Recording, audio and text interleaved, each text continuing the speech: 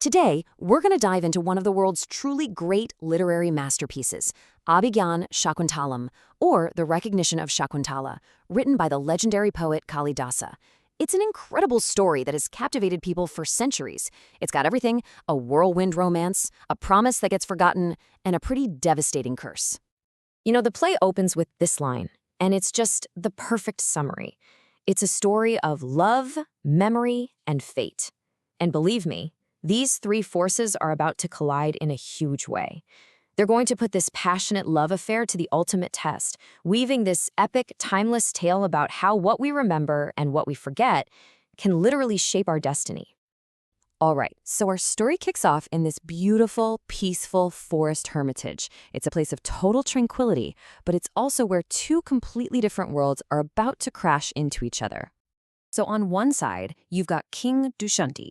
He's this powerful monarch, ruler of Hastinapur, and he just happens to stumble upon this hermitage while he's out on a royal hunt. And on the other side, we meet Shakuntala. She's the foster daughter of the sage Kanva, and she lives this simple, beautiful life, totally in tune with the nature all around her. The second the king lays eyes on her, he's just completely captivated. The spark between them isn't just a spark, it's an explosion.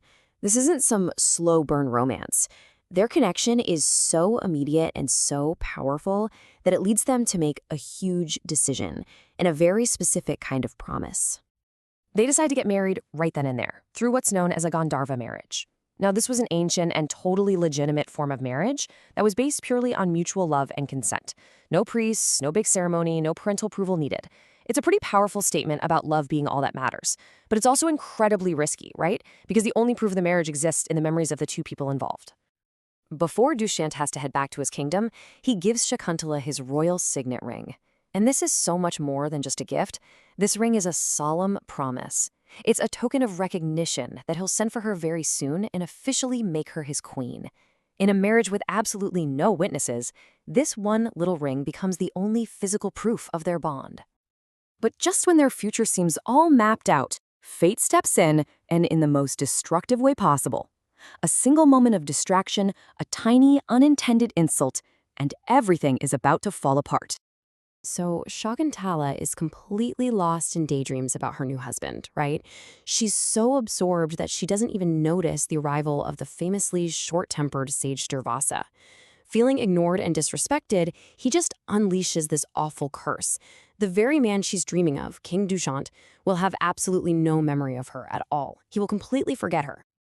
Her friends are horrified and they beg the sage for mercy. So he offers one tiny loophole. The curse can be broken, but only if Dushyant is shown a personal token of their relationship. Now we, the audience, we're all thinking, okay, she has the ring. Problem solved, right? This creates this brilliant dramatic tension because we think we know exactly how this is going to get fixed. So time passes. Shakuntala, now pregnant, makes the long journey to the capital city. She's ready to take her rightful place as the queen, totally expecting this joyous, loving reunion with her husband. But what she gets instead is just a soul-crushing rejection. The curse is in full effect, and Dushyant has zero memory of her. He genuinely looks at this woman claiming to be his wife and sees a complete stranger. So he asks for proof, for that token of recognition he supposedly gave her. And this is the gut punch. Shakuntala reaches for the ring, the one thing that can save her, and she realizes it's gone. It must have slipped off her fingers somewhere on her long journey. She has no way to break the curse. She's publicly humiliated, and with no one to stand up for her, she's cast out of the court. It seems like all hope is lost, but we have to remember, this is a story about fate, and fate has a funny way of bringing things full circle, especially when it comes to a certain lost ring. So, what happened to the ring? Well, it's been on a pretty wild ride. After it fell from her finger into a river, it was swallowed by a fish. Then, that very same fish gets caught by a fisherman. When he cuts it open, what does he find? A royal ring! Being an honest man, he brings it straight to the palace. The second Dushyant lays eyes on that ring, the curse just shatters. His memory comes flooding back, the hermitage, their love, the promise he made, everything. And it's all followed by this overwhelming wave of grief and regret as he finally understands the horrible injustice he did to his innocent wife. But just remembering isn't enough to fix things. The path to their reunion is going to be a long one, and their story is actually destined for a legacy that goes way beyond their own lives. Years and years go by. Dushyant rules his kingdom, but he's filled with remorse, never forgiving himself. His journey of redemption literally takes him to the heavens, where he's called to help the gods in a battle. And it's there, in a celestial hermitage, that he finally sees her again, Shakuntala. And with her is a young boy, their son, Bharat. Dushyant just begs her to forgive him. And Shakuntala, with incredible grace and strength, does. She says these profound words, showing that she understands he wasn't himself, that he was also a victim of that terrible curse. Their love has clearly grown into something much deeper, something built on true empathy and forgiveness. And what about their son, Bharat?